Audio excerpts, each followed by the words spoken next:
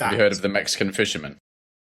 Yes, yes. So, an American investment banker was at the pier of a small coastal Mexican village when a small boat with just one fisherman docked.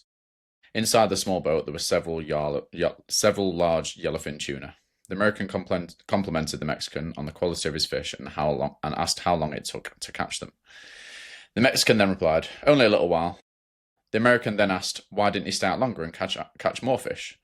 The Mexican said that he had enough to support his family's immediate needs.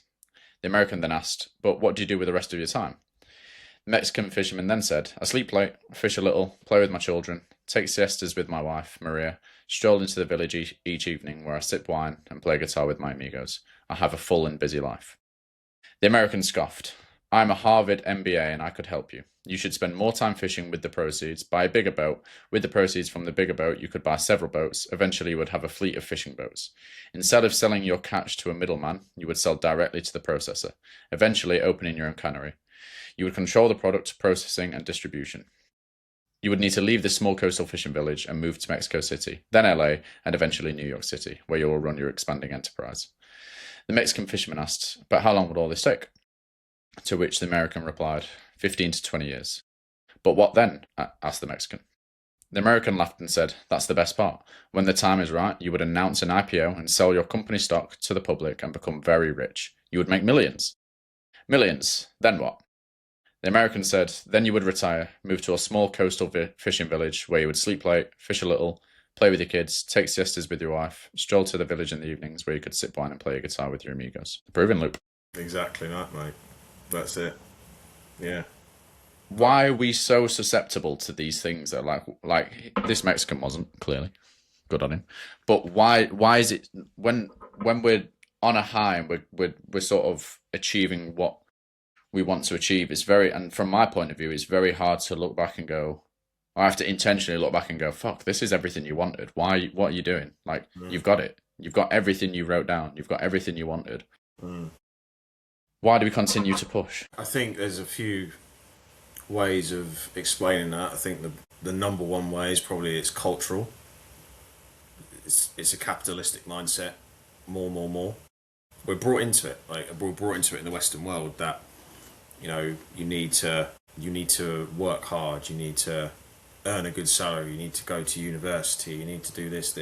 And the same with business. If people have their own businesses and they say, "Nah, fuck that. I don't want to do that." That mindset's there. It's not there for everybody. For those that choose to go down that path, it's definitely there. And people do it blindly. People work hard blindly, either with the end goal of retiring and not enjoying their life along the way. Just work. And I'll enjoy my life when I'm 67, whatever the retirement age is now, right, in the UK. And I'll climb the ladder. I'll climb the corporate ladder, and I'll do this.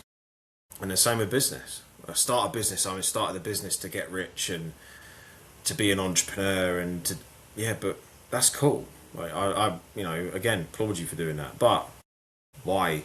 What is the end goal? What do you want to do? How do you want to shape your life? There's a great video by Frank Kern, one of the most successful marketing gurus ever. And he just talks about your ideal day.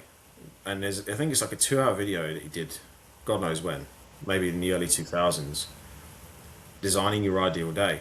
So many people miss that step because it's all about, now it's on social media especially, that even makes it worse. That compounds the cultural thing because it's a case of I have this, you don't. Work harder. Fuck you, watch me, work harder. That kind of thing. It's what it boils down to. And then people sit there, they've had a shitty day, not made any money, or they've got home from work and they're tired and they think, you know what, I do need to do more.